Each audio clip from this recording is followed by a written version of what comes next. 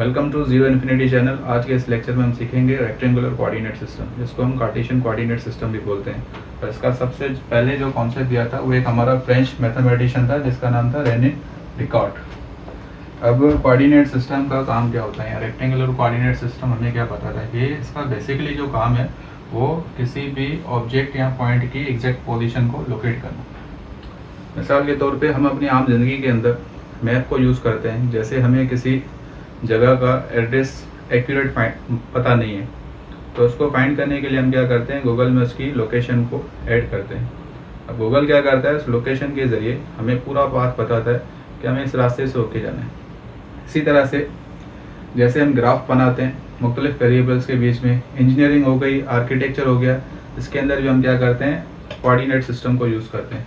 अब आर्किटेक्चर में देखें, आर्किटेक्चर का काम क्या होता है, हमें हाउस की डिज़ाइन बना के देना। मतलब घर के अंदर कौन सा पॉइंट किस जगह पे होगा, मीन्स घर में रूम कहाँ पे होंगे, कौन सा एरिया सेटिंग एरिया है, कहाँ पे हमारा किचन होगा, कहाँ पे हमें वॉशरूम बनाना है, कहाँ पे हमें सीढ़ियाँ बनानी है, तो उसकी एग्जैक्ट लोकेशन वो कैसे हमें बना के देता है। तो इसके पीछे जो साइंस है वो सारी किसकी है, कार्टेशियन कोऑर्डिनेट सिस्टम की है। इसके अलावा हम जो वीडियो गेम्स खेलते हैं या रोबोटिक्स का अगर हम मिसाल ले लें, तो वीडियो गेम के अंदर हमें जो भी ऑब्जेक्ट नज़र आते हैं गेम्स के अंदर, वो उनका जो कंटिन्यूस मोशन होता है वहाँ पे, वो भी बेसिकली कोऑर्डिनेट सिस्टम को शो करता है। उसके अलावा रोबोटिक्स के अंदर अगर हम बात करें, तो रोबोटिक्स में जैसे रोबोट का मोशन है, रोबोट की आर्म की जो मूवमेंट है वो किस ऑब्जेक्ट को कैसे पिक करेगा, ये सारा कंट्रोल भी कौन करता है, कोऑर्डिनेट सिस्टम कंट्रोल करता है। उसके अलावा फिजिक्स की बात करें, फिजिक्स में हम डिफरेंट वेरिएबल्स, जैसे मिसाल के तौर पर अगर हम बॉयल्स लॉ की बात करें थर्मोडायनेमिक्स के अंदर, तो उसके अंदर हम जैसे पीवी डायग्राम बनाते हैं दो क्वांटिटीज़ के बीच में, मतलब डिफरेंट प्रोसेसेस के लिए हम पीवी डायग्राम को ड्रा करते हैं। तो ये डायग्राम हमें क्या शो करता है, वेरिएशन के बारे में बताता है कि दो क्वांटिटीज़ के बीच में कौन सा रिलेशन है, किसकी वजह से दूसरे के ऊपर क्या इफेक्ट पड़ा है। मीन्स बेसिकली जो काम है वो काम क्या है, दोनों के बीच की रिलेशन को शो करना। उसके अलावा हमारे पास CT स्कैन और MRI, ये मेडिकल इमेजिंग टेक्निक्स होती हैं। इसमें भी हमारे जो ऑर्गन्स हैं, टिश्यूज़ की जो एग्जैक्ट लोकेशन फाइंड करने के लिए हम क्या करते हैं, कोऑर्डिनेट सिस्टम को यूज़ करते हैं। अब देखें रेक्टेंगुलर कोऑर्डिनेट सिस्टम या कार्टेशियन कोऑर्डिनेट सिस्टम जो हम बनाते कैसे हैं। तो इसके लिए हम क्या करेंगे, कोई भी रियल नंबर लाइन चूज़ करेंगे। क्या लेंगे, हमें रियल नंबर लाइन लेनी है। अब मैं सिर्फ लाइन का नाम नहीं दे रहा, अगर मैं सिर्फ लाइन लिखूंगा तो लाइन क्या हो जाती है, इनफाइनाइट। मीन्स लेट सपोज कि मैंने एक लाइन ड्रा कर दी, अभी मुझे पता ही नहीं कि लाइन कितनी है कितनी नहीं है, कहाँ से स्टार्ट होगी कहाँ पे ख़त्म होगी। तो यहाँ पे मैं क्या कंसीडर करूँगा, इसको रियल नंबर लाइन लूँगा। रियल नंबर लाइन मीन्स कि मुझे इसकी लेंथ के बारे में पता है, कहाँ से मुझे ओरिजिन रखना है, कितने कितने गैप के ऊपर मुझे वैल्यूज़ को पुट करना है। अच्छा, अगर दो लाइन, एक हॉरिजॉन्टल लाइन एक वर्टिकल लाइन, अगर ये दोनों एक दूसरे को म्यूचुअली परपेंडिकुलर इंटरसेक्ट करें, म्यूचुअली परपेंडिकुलर या ऑर्थोगोनली क्या करे, एक दूसरे को इंटरसेक्ट करे, इसका मतलब है कि जब दोनों इंटरसेक्ट करेंगी तो हर जगह पे इनके बीच में एंगल कितनी बनेगी, 90 डिग्री। यहाँ पे भी एंगल हमारा कितना बना है, 90 का। यहाँ भी कितना बनेगा, 90 का। यहाँ भी कितना बनेगा हमारा, 90 डिग्री का।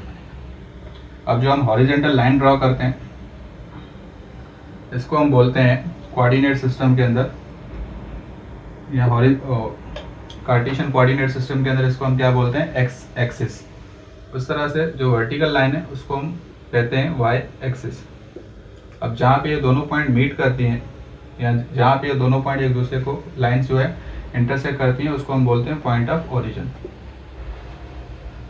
ओरिजिन या स्टार्टिंग पॉइंट बोलते हैं। अब ओरिजिन से राइट साइड पे एक्स क्या रखते हैं, एक्सिस पॉजिटिव कंसीडर करते हैं, और ओरिजिन से हम लेफ्ट के ऊपर जो है हॉरिजॉन्टल लाइन को क्या कंसीडर करते हैं, एक्स नेगेटिव। इसको हम शो करते हैं एक्स डैश के साथ। इसी तरह से ओरिजिन से ऊपर हम पॉजिटिव वाई एक्सिस, और ओरिजिन से नीचे जो है वो हम किसको शो करते हैं, नेगेटिव वाई एक्सिस को।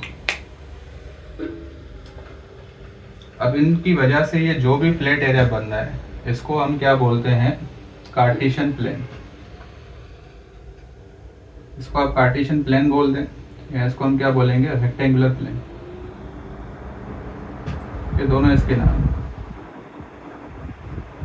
ये पूरे पार्ट जो है, एक पार्ट ये हो गया, एक पार्ट ये होगा हमारा, एक पार्ट ये होगा, ये पार्ट, ये जितना भी एरिया इसने कवर किया है फ्लैट एरिया, इस सारे को हम क्या बोलते हैं, कार्टेशियन प्लेन या रेक्टेंगुलर प्लेन बोलते हैं। अब इसके अंदर अगर हमें किसी ऑब्जेक्ट की पोजीशन लोकेट करनी है, तो ऑब्जेक्ट की पोजीशन लोकेट करने के लिए अब देखें इसमें हमने कितनी लाइन्स चूज़ की हैं, 2 लाइन, एक हमने हॉरिजॉन्टल लाइन ली है, एक हमने क्या लिया वर्टिकल लाइन, मतलब हमने 2 एक्सेस लिए हैं यहाँ पे। तो हम क्या कौन सी पॉइंट लोकेट कर रहे हैं, 2D पॉइंट लोकेट कर रहे हैं। मतलब एक ही ऑब्जेक्ट है जिसको हम स्पेस में या किसी सरफेस के ऊपर जाके उसको क्या करना चाहते हैं, लोकेट 2 डायरेक्शंस के अंदर लोकेट करना चाहते हैं। तो इसमें किसी भी ऑब्जेक्ट की पोजीशन को लोकेट करने के लिए, किसी पॉइंट की पोजीशन को लोकेट करने के लिए हमें किसकी ज़रूरत होगी, एक ऑर्डर पेयर की। ऑर्डर पेयर का मतलब क्या होगा, एक पॉइंट उसमें हमारा क्या होगा, एक्स का होगा, और एक पॉइंट हमारा क्या होगा, वाई का होगा। यहाँ पे ऐसे बोलें, एक पॉइंट हमारा क्या होगा ए, और एक पॉइंट हमारा क्या होगा बी। इसको हम बोलते हैं फर्स्ट ऑर्डर पेयर, ये हमारा क्या है, second order pair. First order pair किसको शो करते हैं, एक्स एक्सिस को, और एक्स एक्सिस को हम बोलते हैं एब्सिसा भी। और वाई एक्सिस बी जो पॉइंट है वो किसको शो करता है, वाई एक्सिस को, या वाई एक्सिस में किसी भी पॉइंट की लोकेशन को शो करता है। इसको हम क्या बोलते हैं, वाई कोऑर्डिनेट बोलते हैं, या इसको हम बोलते हैं ऑर्डिनेट। अच्छा, जब एक्स एक्सिस और वाई एक्सिस एक दूसरे को इंटरसेक्ट करती हैं तो इसकी वजह से हमारे पास दो जो लाइन्स है वो 4 पार्ट्स में ब्रेक हो जाती हैं, हमारे पास एक पूरा फ्लैट सरफेस बनता है। अब जो फर्स्ट पार्ट है इसको हम बोलते हैं क्वाड्रेंट, मतलब चौथा पार्ट इसका। ये पूरा समझ लें कि एक पार्ट है पूरा फ्लैट सरफेस है, उसके चौथे पार्ट को हम क्या बोलते हैं, क्वाड्रेंट, और इसको हम नाम देते हैं क्वाड्रेंट नंबर 1। और क्वाड्रेंट को हमेशा हम लिखते हैं किससे, रोमन लेटर से। इसको हम बोलते हैं क्वाड्रेंट नंबर 2, या इसको आप लिखते हैं Q2। ये हमारा कौन सा होता है, क्वाड्रेंट नंबर 3, और ये हमारा कौन सा होता है, क्वाड्रेंट नंबर 4। अच्छा, फर्स्ट जो क्वाड्रेंट है अब किसकी वजह से बना है, एक्स पॉजिटिव और वाई पॉजिटिव की वजह से। तो यहाँ पे एक्स की वैल्यू क्या होगी प्लस, और वाई की वैल्यू क्या मिलेगी प्लस। यहाँ हम ऐसे भी कह सकते हैं कि एक्स की वैल्यू क्या होगी, 0 से बड़ी होगी, और वाई की वैल्यू भी क्या होगी, 0 से बड़ी होगी। पॉजिटिव है इसका मतलब यही रहेगा कि 0 से बड़ी होनी है, वैल्यू जो है हमारी बड़ी होगी। अच्छा, जो सेकंड क्वाड्रेंट है उसकी अगर बात करें तो इसमें हमारे पास क्या है, पॉजिटिव वाई एक्सिस है और नेगेटिव एक्सिस। इसका मतलब है कि एक्स की वैल्यू यहाँ पे हमें क्या मिलेगी, नेगेटिव, और वाई की वैल्यू हमें क्या मिलेगी, पॉजिटिव। इसको हम कह सकते हैं कि एक्स की जो वैल्यू है वो क्या होगी, लेस देन 0, और वाई की जो वैल्यू है वो क्या होगी, ग्रेटर देन 0। इसी तरह से थर्ड क्वाड्रेंट की बात करें, किसकी वजह से बना है, नेगेटिव एक्स एक्सिस और नेगेटिव वाई एक्सिस। तो यहाँ पे हमारे पास एक्स की वैल्यू क्या होगी, 0 से छोटी होगी, वाई की वैल्यू क्या होगी, 0 से छोटी। यहाँ कह सकते हैं कि एक्स भी क्या होगा, नेगेटिव, और वाई भी क्या होगा, नेगेटिव। उसके बाद फोर्थ क्वाड्रेंट की बात करते हैं, तो ये किन से मिलके बनना है, पॉजिटिव एक्स एक्सिस और नेगेटिव वाई एक्सिस। मीन्स यहाँ पे एक्स की वैल्यू क्या होती है, पॉजिटिव, और वाई की वैल्यू यहाँ पे क्या होगी, नेगेटिव। यहाँ लिख सकते हैं एस पॉजिटिव होगा, वाई हमारा यहाँ पे क्या होगा, नेगेटिव होगा। अब ये 2 पॉइंट है, ये दोनों हमारे पास क्या है, एक ऑर्डर पे है। अगर हम इनको in terms of a comma b लिखेंगे तो कैसे लिखेंगे, तो फर्स्ट में दोनों पॉजिटिव, मीन्स ए भी पॉजिटिव होगा, बी भी पॉजिटिव, एक्स भी पॉजिटिव, वाई भी क्या होगा, पॉजिटिव होगा। उसके अलावा सेकंड के अंदर लिखेंगे एक्स नेगेटिव है, मीन्स जो ऑर्डर पेयर हमारा बनेगा वो क्या बनेगा, माइनस का ए कॉमा बी, वाई हमारा क्या है, पॉजिटिव। थर्ड में अगर हम इसको ऑर्डर पेयर की फॉर्म में लिखें तो एक्स भी नेगेटिव है, मीन्स उसका जो पॉइंट है एक्स का वो क्या होगा, -1, और वाई का भी पॉइंट क्या होगा, -2। अब ए और बी हमें क्या बता दें, ए और बी बेसिकली हमें किसी पर्टिकुलर एक्सिस के ऊपर या एक पूरे रेफरेंस सिस्टम के अंदर ऑब्जेक्ट की एक पर्टिकुलर पॉइंट पे लोकेशन बता दें। मतलब ऑब्जेक्ट यहाँ पे लाई करता है पूरे आपके जो कार्टेशियन प्लेन है या जो आपका फ्लैट सरफेस है। उसके बाद अगर इसकी बात करें, इसको अगर हम ऑर्डर पेयर की फॉर्म में लिखें तो एक्स पॉजिटिव है, मीन्स ए की वैल्यू क्या आएगी, पॉजिटिव, और बी की वैल्यू हमेशा हमें क्या मिलेगी, यहाँ पे नेगेटिव। देखें ऑर्डर पेयर के अंदर हम कभी भी जो वैल्यूज लेते हैं या जो हमने पेयर सेलेक्ट किया है इसकी ऑर्डर को हमें कभी भी चेंज नहीं करना होता। ऑर्डर इसका इंपॉर्टेंट होता है क्योंकि हम नॉर्मल या कन्वेंशनल तौर पे क्या सिलेक्ट करते हैं कि फर्स्ट वैल्यू हमेशा एक्स की होती है और सेकंड वैल्यू हमेशा हमारी क्या होती है, वाई की होती है। अब मिसाल के तौर पे लेट सपोज कि अगर हमारे पास कोई पॉइंट गिवन है, हमें कैसे पता चले कि कौन से क्वाड्रेंट के अंदर लाई करता है। मिसाल के तौर पे मैं लिखता हूँ 3, -5। अब हम क्या करेंगे, इसको हमें पता है कि फर्स्ट पॉइंट किसका होता है, एब्सिसा का है, सेकंड पॉइंट किसका है, हमारा ऑर्डिनेट का। या ये हमारी किसकी वैल्यू होती है, ऑर्डर पेयर में ए की, और ये वैल्यू किसकी है, -b या x, -1। अब इसमें हम लोकेट करेंगे एक्स पॉजिटिव कहाँ पे, और वाई नेगेटिव कहाँ पे। तो ये पॉइंट हमारा कहाँ लाई करेगा, क्वाड्रेंट नंबर 4 के अंदर। अब ये सिंपल एमसीक्यूज भी आ सकता है कि बताएं कि कोई भी पॉइंट आपको दिया हुआ हो और उसके बारे में पूछ सकता है कि ये पॉइंट जो है वो कोऑर्डिनेट सिस्टम के अंदर कहाँ पे लाई करता है।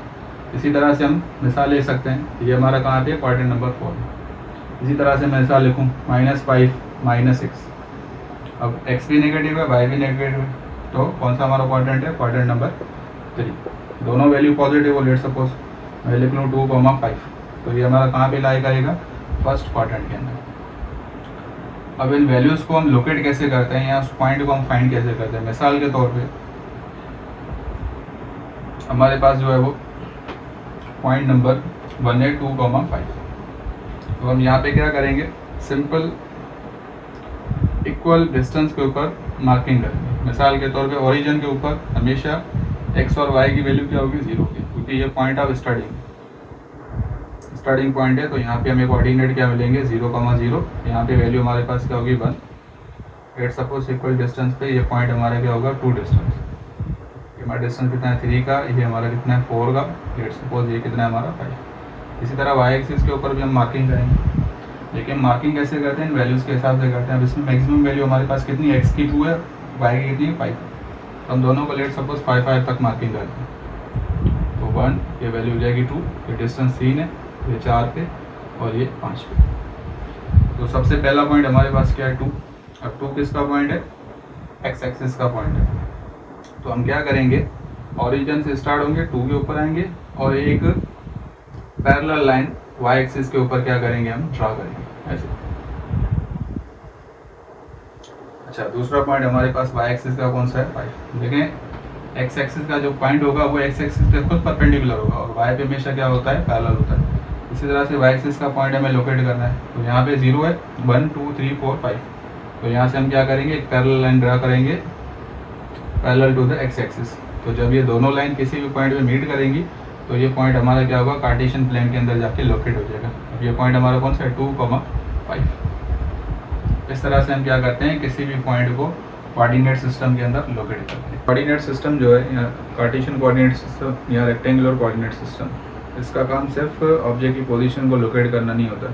इसमें हम मुख्तलिफ़ किस्म के ग्राफ बना सकते हैं। आप जो एक्सेल के अंदर ग्राफ देखते हैं, बेसिकली उसके पीछे जो साइंस है या उसके पीछे जो मैथमेटिक्स है, वो सारी कोऑर्डिनेट सिस्टम की होती है। उसी की मदद से हम पाई चार्ट, लीनियर ग्राफ, इस तरह के जो जितने भी स्कैटर्स वगैरह हैं वो वहाँ पे हम बनाते हैं।